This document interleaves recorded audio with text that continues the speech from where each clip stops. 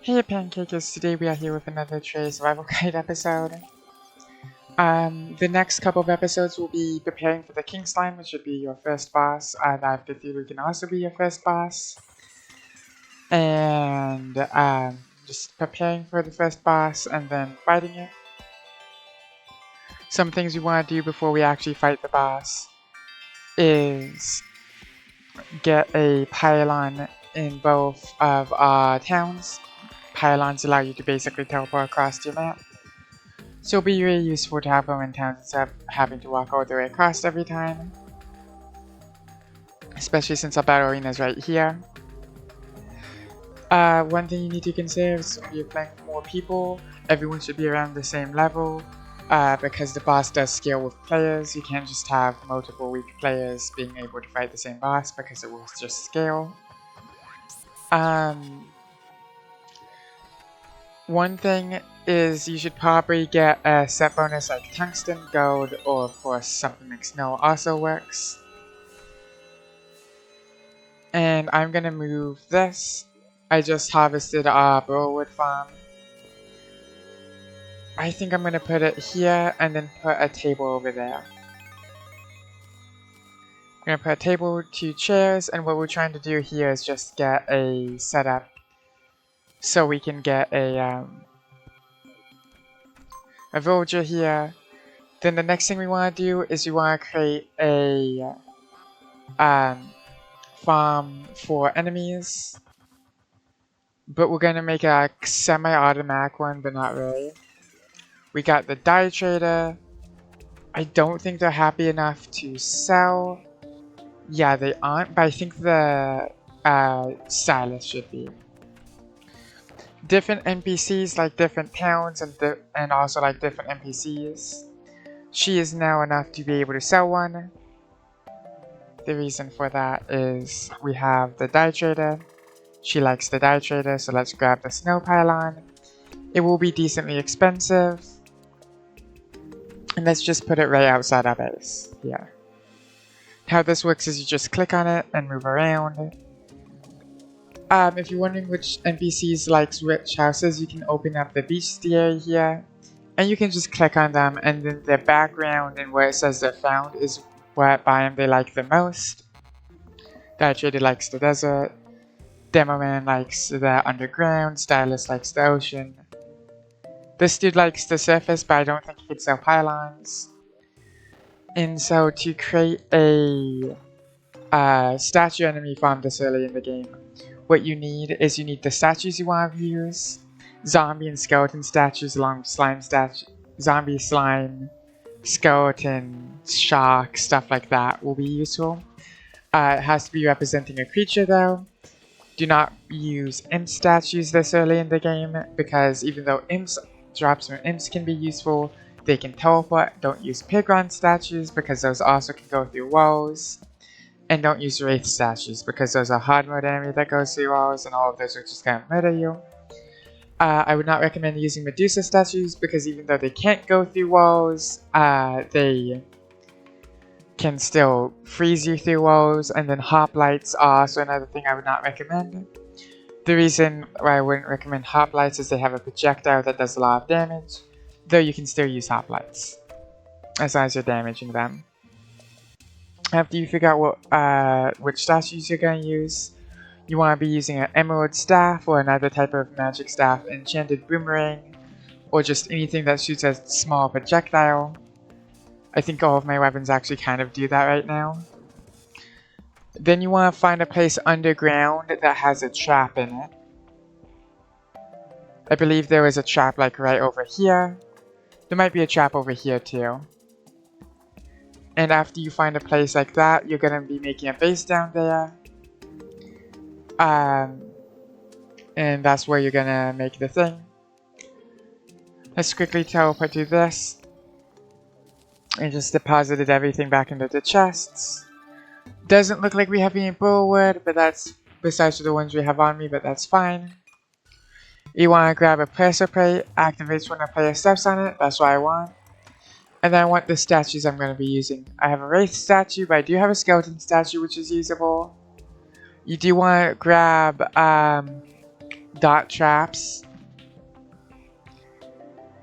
And just looking through everything here, I'm gonna grab some rich mahogany lamps just to light it up and make it look nicer. I'm gonna grab a blood zombie and then I'm gonna grab the gnome. You do not need the gnome, but grabbing the gnome will make it a bit easier to get some of the drops from it. If I come here, I don't have enough money to buy a force pylon, but I believe I can get enough money just by selling some items. You want to be selling items you don't care that much about. So I, for example, can sell quite a few acorns.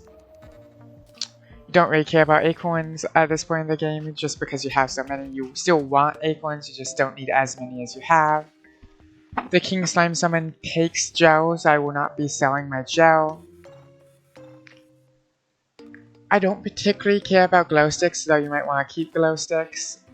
So I'm going to be selling glow sticks. Some other things you might want to sell is weapons or gear that you have and don't need. So like the snow pants, maybe a boomerang, maybe a zombie arm.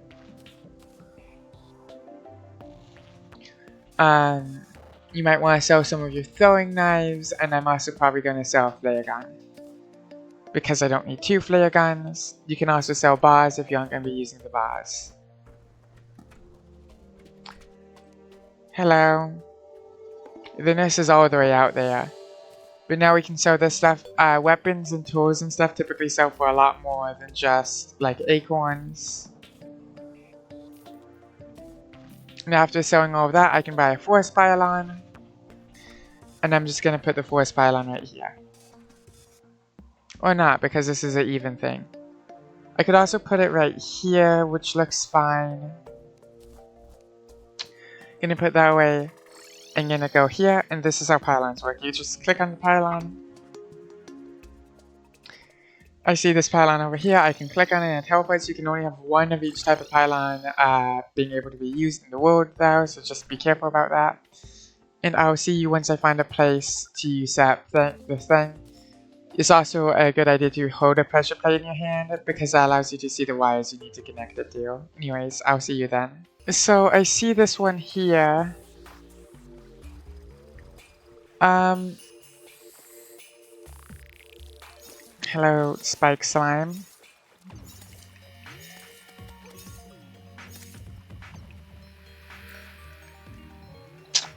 I do see that this exists. This is a pretty small one, is my problem with it. I think technically we can still use it though. You typically want one bigger than this. Looks like there's already a pressure plate. Yeah, there's already a pressure plate hooked up to it. Brown, gray, sure. If I hold this, I see it goes to like right here. And then the edge of it is right here, so it's gonna look something like this. This is the outside. You want to make sure every part of the inside is having wires. And I will be back after I clear this out of water and actually make it usable. I'll do a fast forward of that though.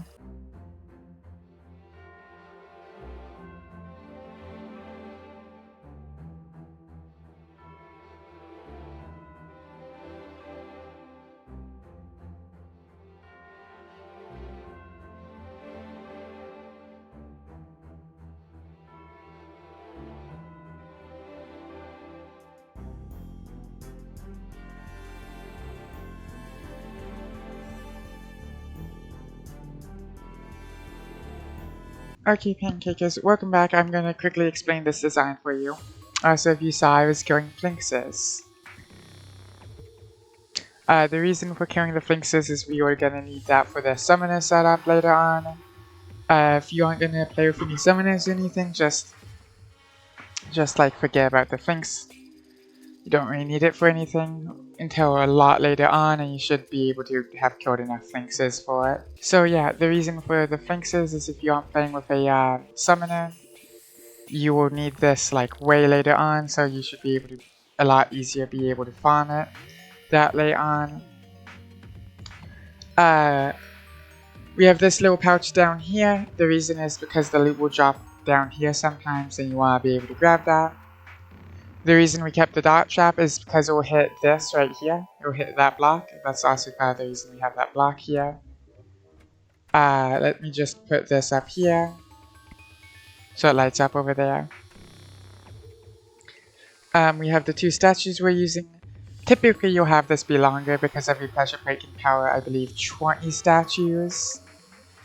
Where this is only using... I think technically if we drop that, it can do 4 statues. Which is nowhere near its max. But this is an early game one. You can make a much more convenient and much better one a lot later on. There's a boss that unlocks the mechanic and then you can just place wires yourself. But that's a lot later on, so I would not worry about that. Just make sure this is in a nice place for you to farm. And then you have this pressure plate. You want to make sure you can shoot through this. And after you've made sure you can shoot through it, you can just press this. How it works is it does that. That will shoot them, damaging them. And then you can kill them with your weapon. If you go look at some older farms people have made using statues, some people put like lava at the bottom of them.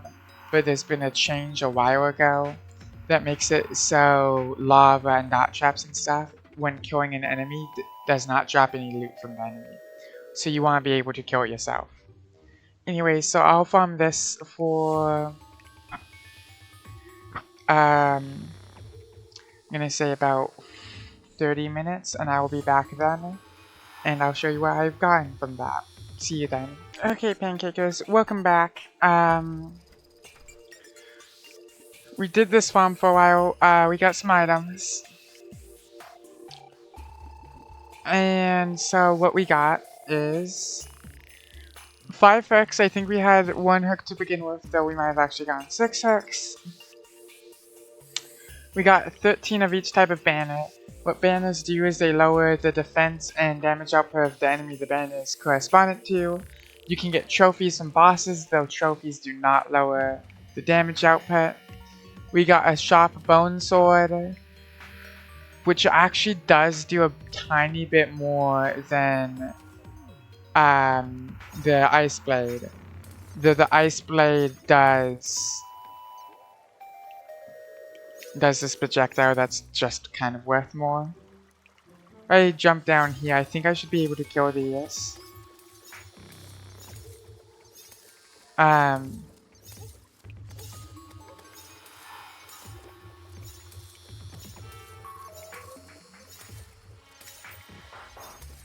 Yeah, these are gonna take a little bit to kill.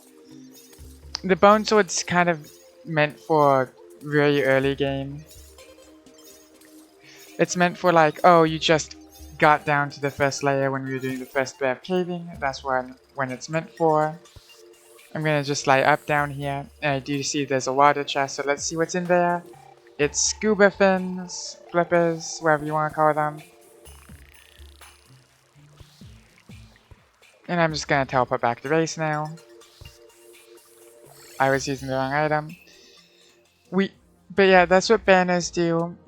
I typically don't put banners, besides for decoration, or specific types of farms where I want them to be able to do less damage.